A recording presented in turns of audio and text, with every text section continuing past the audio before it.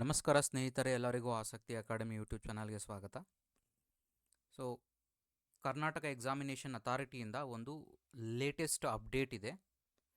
ಅದು ಮಾರ್ಕ್ಸ್, ನಿಮ್ಮ P U C ಮಾರ್ಕ್ಸನ್ನು ಕರ್ನಾಟಕ ಎಕ್ಸಾಮಿನೇಷನ್ ಅಥಾರಿಟಿಗೆ ಲಿಂಕ್ ಮಾಡೋದಕ್ಕೆ ಒಂದು ಲೇಟೆಸ್ಟ್ ಒಂದು ಅಪ್ಡೇಟನ್ನು ಕೊಟ್ಟಿದ್ದಾರೆ.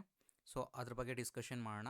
ಅದಕ್ಕೂ ಮುಂಚೆ ನನ್ನ ಚಾನಲ್ಗೆ ನೀವು ಹೊಸಬರಾಗಿದ್ದರೆ ದಯವಿಟ್ಟು ನನ್ನ ಚಾನಲ್ನ ಸಬ್ಸ್ಕ್ರೈಬ್ ಮಾಡ್ಕೊಳ್ಳಿ, ಹಾಗೆ ವಿಡಿಯೋನ ಲೈಕ್ ಮಾಡಿ, ಎಲ್ಲರಿಗೂ ಶೇರ್ ಮಾಡಿ. ಹಾಗೆ ನಂದು ಒಂದು ವಾಟ್ಸಪ್ ಚಾನಲ್ ಇದೆ. ಸೊ ಆ ಲಿಂಕನ್ನು ಡಿಸ್ಕ್ರಿಪ್ಷನ್ ಬಾಕ್ಸಲ್ಲಿ ಹಾಕಿರ್ತೀನಿ, ಜಾಯ್ನ್ ಆಗಿ. ಯಾವುದೇ ಒಂದು ಲೇಟೆಸ್ಟ್ ಅಪ್ಡೇಟ್ ಬಂದರೂ ಅಲ್ಲಿ ನಿಮಗೆ ಕಳಿಸ್ತಿರ್ತೀನಿ. ಓಕೆ, ಸೊ ಏನಪ್ಪ ಅಂತಂದರೆ, ನಿಮ್ಮ ಈಗ ಏನು ಪಿ ಯು ಸಿನಲ್ಲಿ ಮಾರ್ಕ್ಸ್ ತೊಗೊಂಡಿದ್ದೀರಾ ಅಂತಂದರೆ 12ನಲ್ಲಿ, ಸೊ ಆ ಮಾರ್ಕ್ಸನ್ನು ನೀವು ಕರ್ನಾಟಕ ಎಕ್ಸಾಮಿನೇಷನ್ ಅಥಾರಿಟಿಯಲ್ಲಿ ಒಂದು ಲಿಂಕನ್ನು ಕೊಟ್ಟಿರ್ತಾರೆ, ಅದಕ್ಕೆ ನೀವು ಲಿಂಕ್ ಮಾಡಬೇಕಾಗತ್ತೆ. ಯಾಕೆ ಲಿಂಕ್ ಮಾಡಬೇಕು ಅಂತಂದರೆ, ಈ ಕಂಪ್ಲೀಟಾಗಿ 12th ಮಾರ್ಕ್ಸ್ ಏನಿರುತ್ತೆ, ಇದು 12th ಮಾರ್ಕ್ಸ್ ಜೊತೆಗೆ ನಿಮ್ಗೆ ಗೊತ್ತಿದೆ KCET ರ್ಯಾಂಕನ್ನು ಅನೌನ್ಸ್ ಮಾಡುವಂಥದ್ದು. ನಿಮ್ಮ ಥಿಯರಿ 50% ಮತ್ತು ಕಾಂಪಿಟೇಟಿವ್ CET 50% ಎರಡನ್ನೂ ತೊಗೊಂಡು ಕಂಬೈಂಡ್ ಮಾಡಿ ನಿಮಗೆ ರಿಸಲ್ಟ್ಸನ್ನು ಅಂದರೆ ರ್ಯಾಂಕನ್ನು ಅನೌನ್ಸ್ ಮಾಡುವಂಥದ್ದು. ಸೊ ಹಾಗಾಗಿರೋದ್ರಿಂದ ಅವರಿಗೆ ನಿಮ್ಮ ಥಿಯರಿ ಮಾರ್ಕ್ಸು ಸಹ ಬೇಕಾಗುತ್ತೆ. CET ಕರ್ನಾಟಕ ಎಕ್ಸಾಮಿನೇಷನ್ ಅಥಾರಿಟಿನೇ ಮಾಡೋದ್ರಿಂದ ಸೊ ಅವರಿಗೆ ಆ KCET ಮಾರ್ಕ್ಸ್ ಅವ್ರ ಹತ್ರ ಸಿಗುತ್ತೆ. ಬಟ್ ನಿಮ್ಮ ಥಿಯರಿ ಮಾರ್ಕ್ಸು ಅವ್ರಿಗೆ ಸಿಗೋದಿಲ್ಲ. ಅದು ಸಿಗುವಂಥದ್ದು ಬೇರೆ ಬೇರೆ ಡಿಪಾರ್ಟ್ಮೆಂಟ್ಗಳಿದ್ದಾವೆ. ಅಂತಂದರೆ ಈಗ ನಮ್ಮ ಪಿ ಯು ಸಿಗೆ ಬಂದರೆ PU ಡಿಪಾರ್ಟ್ಮೆಂಟ್ ಇದೆ ಕರ್ನಾಟಕದಲ್ಲಿ, ಹಾಗೆ CBSE ಇದೆ, ICSE ಇದೆ. ಸೊ ಈ ಥರ ಡಿಫ್ರೆಂಟ್ ಬೋರ್ಡ್ಸ್ ಇರೋದ್ರಿಂದ ಆ ಬೋರ್ಡ್ಸಿನ ರಿಸಲ್ಟ್ಸು ಅವರಿಗೆ ಡೈರೆಕ್ಟಾಗಿ ಸಿಗೋದಿಲ್ಲ. ಹಾಗಾಗಿರೋದ್ರಿಂದ ನೀವು ಇದನ್ನು ಲಿಂಕ್ ಮಾಡಬೇಕಾಗತ್ತೆ. ಸೊ ಯಾರೆಲ್ಲ ಸ್ಟೂಡೆಂಟ್ಸ್ ಇದನ್ನು ಲಿಂಕ್ ಮಾಡಬೇಕಪ್ಪ ಅಂತಂದರೆ, ಈಗ ಬರೋಣ, ಫಸ್ಟು ಅಪ್ಡೇಟನ್ನು ನೋಡೋಣ.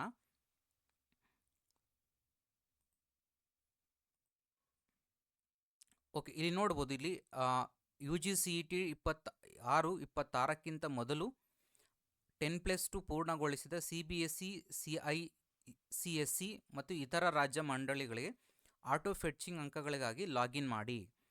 ಸೊ ಅಂತಂದರೆ, ಸೊ ಬೇರೆ ಅಂತಂದರೆ ನಾನು ಹೇಳೋದೇನಪ್ಪ ಅಂದರೆ, ಸಿಂಪಲ್ಲಾಗಿ ನಿಮಗೆ ಇಲ್ಲಿ ಇಂದಿನ ವರ್ಷ ಯಾರು ಪಾಸಾಗಿರ್ತೀರ ಅವರು, ಇಂದಿನ ವರ್ಷ ನೋಡಿ 2026ಕ್ಕಿಂತ ಮೊದಲು ಯಾರೆಲ್ಲ ಪಾಸಾಗಿರ್ತೀರಾ, ಇವನ್ ಸ್ಟೇಟ್ ಸ್ಟೂಡೆಂಟ್ಸೂ ಜೊತೆಗೆ 10+2 ಪೂರ್ಣಗೊಳಿಸಿದ CBSE ಮತ್ತು CICSE ಸ್ಟೂಡೆಂಟ್ಸ್, ಇದು ಸ್ಟೇಟ್ ಸ್ಟೂಡೆಂಟ್ಸ್ಗಳಿಗೆ ಅಪ್ಲೈ ಆಗೋದಿಲ್ಲ. ಸ್ಟೇಟ್ಸಿನ ರಿಸಲ್ಟ್ಸನ್ನು ಆಲ್ರೆಡಿ ಅದು ಫೆಚ್ ಮಾಡ್ಕೊಬಿಡುತ್ತೆ ಆಟೋಮೆಟಿಕಲ್. ಅಂದರೆ ನಮ್ಮ ಕರ್ನಾಟಕದ ಪಿ ಯು ಸಿ ಸ್ಟೂಡೆಂಟ್ಸ್ಗಳ ಮಾರ್ಕ್ಸನ್ನು ಆಟೋಮೆಟಿಕ್ಕಾಗಿ ಇದು ಫೆಚ್ ಆಗಿರುತ್ತೆ, ಡೇಟಾ ಅವ್ರಿಗೆ ಆಲ್ರೆಡಿ ಹೋಗಿರುತ್ತೆ.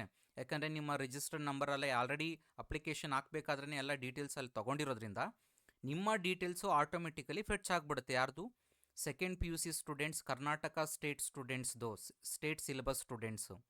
ಬಟ್ CBSE ಮತ್ತು CISE ಸ್ಟೂಡೆಂಟ್ಸು ಜೊತೆಗೆ ಬೇರೆ ಸ್ಟೇಟ್ ಸ್ಟೂಡೆಂಟ್ಸ್, ಲೈಕ್ ಆಂಧ್ರದವರು ಕೆಲವರು ಸ್ಟೂಡೆಂಟ್ಸ್ ಎಕ್ಸಾಮನ್ನು ಬರೀತಿರ್ತಾರೆ, ತಮಿಳ್ನಾಡು ಸ್ಟೂಡೆಂಟ್ಸು ಬರ್ತಿರ್ತಾರೆ. ಸೊ ಹಾಗೆ ಬೇರೆ ಸ್ಟೇಟಿನ ಸ್ಟೂಡೆಂಟ್ಸು 12th ಸ್ಟ್ಯಾಂಡರ್ಡ್ ಸ್ಟೂಡೆಂಟ್ಸ್ ಏನು ಎಕ್ಸಾಮ್ಸ್ ಬರೆದಿರ್ತಾರೆ ರಿಸಲ್ಟ್ಸನ್ನು, ಈ KCET ಎಕ್ಸಾಮ್ ಏನು ಬರೆದಿರ್ತೀರ ಆ ಸ್ಟೂಡೆಂಟ್ಸು ಇದಕ್ಕೆ ಆ್ಯಡ್ ಮಾಡಬೇಕಾಗತ್ತೆ ಅವರ ಮಾರ್ಕ್ಸನ್ನು.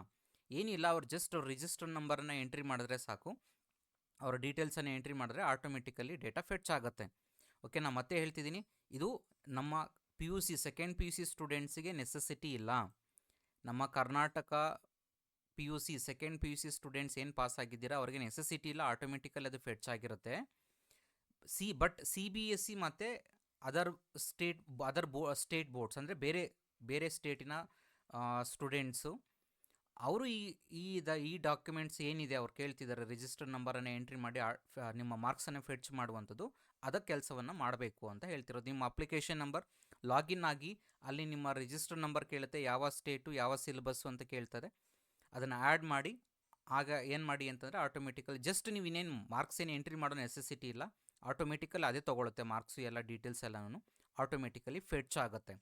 ಸೊ ಅದಾದ ನಂತರ 10th ರಿಸಲ್ಟ್ಸ್ ರೆಡಿ ಇರುತ್ತೆ, PUC ರಿಸಲ್ಟ್ಸ್ ರೆಡಿ ಇರುತ್ತೆ. ಅದಾದ ನಂತರ CET ರಿಸಲ್ಟ್ಸ್ ಇನ್ನೇನು ಬಿಡ್ತಾರೆ ಹತ್ರವಾಗಿ, ಅವೆರಡನ್ನೂ ಸೇರಿಸಿ ನಿಮಗೆ ರ್ಯಾಂಕನ್ನು ಅನೌನ್ಸ್ ಮಾಡ್ತಾರೆ. ಯಾವ ರೀತಿಯಾಗಿ ನಿಮಗೆ ರ್ಯಾಂಕ್ ಬರುತ್ತೆ ಅನ್ನುವಂಥದ್ದನ್ನು ನಾನು ನೆಕ್ಸ್ಟ್ ವೀಡಿಯೋದಲ್ಲಿ ಮಾಡ್ತೀನಿ. ಸೊ ಅದಕ್ಕಾಗಿ ನನ್ನ ವಾಟ್ಸಪ್ ಚಾನಲ್ ಇದೆ, ದಯವಿಟ್ಟು ಅದಕ್ಕೆ ಜಾಯ್ನ್ ಆಗಿ. ನಿಮ್ಗೆ ಯಾವುದೇ ಇನ್ಫಾರ್ಮೇಷನ್ ಬಂದರೂ ನಾನು ಪಾಸ್ ಮಾಡ್ತಿರ್ತೀನಿ. ಸೊ ನಿಮ್ಗೆ ಇನ್ಫಾರ್ಮೇಷನ್ ಇಷ್ಟ ಆಗಿದೆ ಅಂದ್ಕೊಂಡಿರ್ತೀನಿ. ಸೊ ನೆಕ್ಸ್ಟ್ ವೀಡಿಯೋದಲ್ಲಿ ಸಿಗೋಣ. Thank you all.